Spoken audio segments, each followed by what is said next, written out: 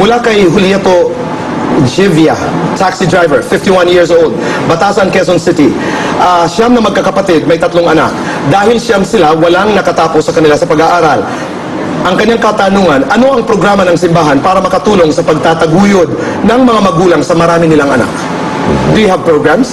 Sa ngayon, wala tayong masasabi na concerted effort on the part of the church para harapin itong ganitong mga sitwasyon. But palagay ko tama yung kaisipan ng nagtanong na isa ito sa mga dapat panghawakan din, dapat tingnan ng simbahan sa pagtataguyod nito ng mga katuruan niya tungkol dito sa responsible parenting. Ang Catholic Church ba dito sa Pilipinas, Bishop Deo, ay mayaman? Marami ho kayong pera? May mga simbahan, may mga parokya, may mga dioceses na masasabi natin meron silang mga maaasahan na okay, pero so hindi iba-iba. Hindi equitable po yung distribution ng pera or hindi census, ibig sabihin hindi Manila or Cebu ang humahawak ng do you have billions and billions of money? By diocese kasi yan. It's by diocese. Its diocese is sort of autonomous. Mula kay Dante Gianco, security guard, 38 years old, 2 anak, Quezon City. Ang kanyang tanong, bakit kailangan harangin ng simbahan ang RH bill? Wala naman sinasabi doon na tama ang abortion. Bakit sa ibang bansa pinapayagan ang contraceptives? Madalas na tanong po ito. Kasi yung mga nagaganap sa ibang mga bansa, yung kanilang mga batas, no, siguro dapat din nating tingnan kung bakit naging batas sa kanilang lugar yon. Pero hindi nangangahulugan na porke batas ng isa o ng maraming mga bansa, yun ang tama na dapat ding kunin ng simbahan o ng bansang Pilipinas. Okay. Ito halos parehong kanilang mga tanong. Erning Queen Liao, taxi driver, 23 years old with 3 kids. Iris Lavao, 25 years old, tindera, 3 anak. Ang kanilang mga tanong, mabibigyan ba nila ng trabaho ang mga magulang na walang trabaho pero marami ang anak? Kaya ba ng simbahan pag-aralin at pakainin ang mga anak ko pag dumami? Pero yan yung siguro yung isa sa mga practical, no, na mga bagay na dapat sama-sama nating tingnan kung paano natin matutugunan for development. This is a very philosophical question pero madalas ko rin marinig ang tanong na ito. Mula kay Mikoy Navarro, 35, Quezon City, dishwasher po siya sa isang restaurant. 5 ang kanyang anak. Ang kanyang tanong, ano po sa inyong tingin, Bishop Deo, ang mas maganda sa paningin ng Panginoon? Ang maging responsable kaming magulang o magkaroon ng anak na di kayang buhayin? Natural. Sa Panginoon nga natin sinasabi, nagmula na yung pagiging responsable at yung ating obligasyon na maging responsable. Bottom line questions, Bishop Deo. Bottom line, posible bang magkasundo ang simbahan at estado sa usapin ng RH bill o hindi? Posibleng magkaroon ng isang batas tungkol sa reproductive health na tanggap ng simbahan at ng gobyerno. Okay. Bottom line, bawal po bang tumanggap ng donasyon ang simbahan kung galing sa weteng? Oo o hindi? Sa ngayon, walang nakasulat na batas na pinagbabawal yan, no?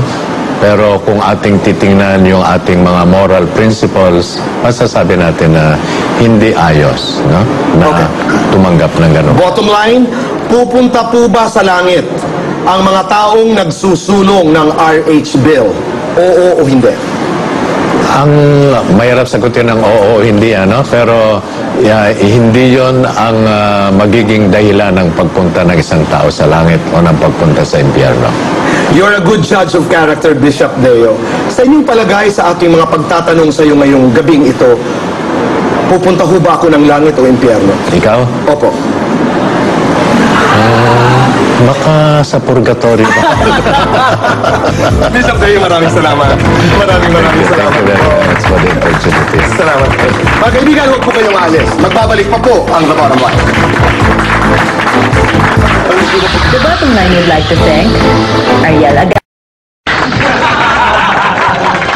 Beth, ikaw. Unang-una, yung siguro yung pinakamalaki kong reaksyon, medyo disappointed ako kasi hindi pala niya pa nababasa yung mga bills. So, hindi ko maintindihan kung paanong magre-react ng pabor o hindi pabor kung hindi pa napapag-aralan yung isang bagay. But tinulak niya kaagad sa government. Oo, walang... Because if you have read the RH bill, Oo. may kinalaman ng RH bill, may pinag-uusapan doon ang maternal health. At ang paraan paano tulungan yung maternal health. Pero ang concern ko lang, kasi ang simbahan dapat rin ang image na medyo dynamic. Ang dating kasi ni Bishop, parang very 1960s. So, sana, can we get a more modern spokesperson for the church? If we want Catholic laity to be faithful to the teachings of the church, then the church itself must self-cleanse itself.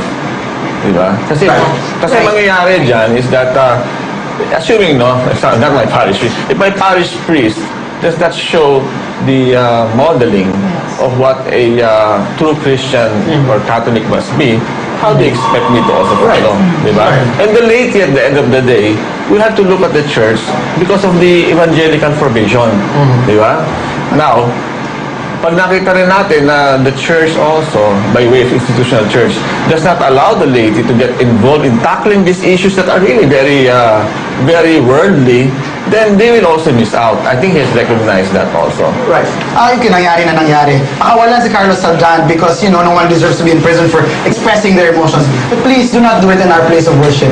In any religion, ako na, nababahala ako, may ganyan. In the States, may plan to burn a Quran on September 11. And this is so bastos. And kung meron kayo rights na pinaglalaban, ako, I support the rights of women, I support the rights Kasi of Mike, everybody. Wait, pag religion kasi very passionate Yes, oo nga, totoo yan. Kaya nga, please, because if your arguments and everything, your efforts, your cause is based on human rights.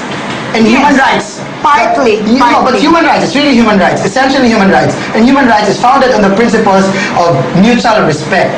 So kung walang respeto ang isang tao sa isang bagay na para sa ibang tao katulad ko ay mas importante pa sa buhay ko, ay nako. Para sa akin, an individual responsibility for all of us na PPC, plan, then be prudent in your decisions, and you make a choice. Kasi I feel na the RH bill is just one thing na, syempre, you make the decisions what's best for your situation eh. Ikaw na lang magpili. As long as you're a devoted Catholic, you do what is right, you keep following God's commandments, you uphold your morals and principles. I think that's good.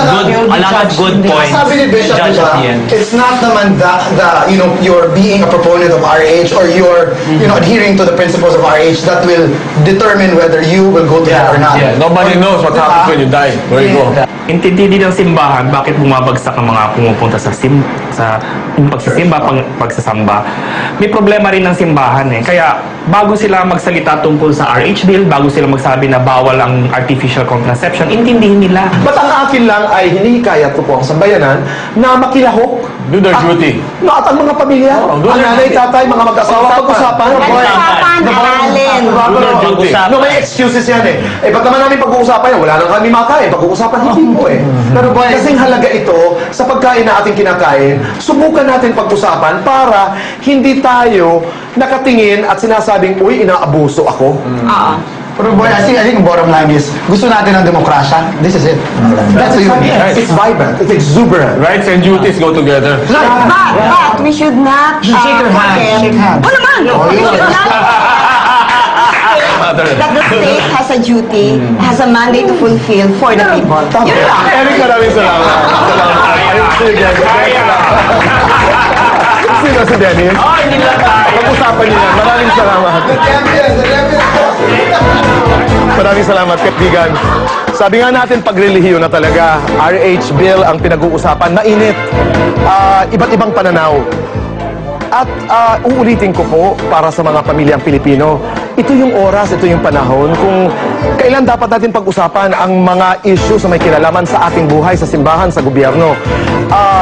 At alam natin na may katungkulan, may responsibilidad ang Estado na ayusin, tulungan ang sambayanan para sa isang maayos na buhay.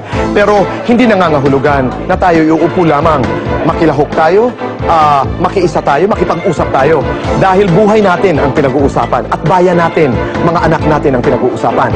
Kaya, sang-ayon man o salungat ang ating mga opinyon, ang importante po ay nag-uusap po tayo. Patuloy po tayong nag-uusap. And that's the bottom line. Kaibigan,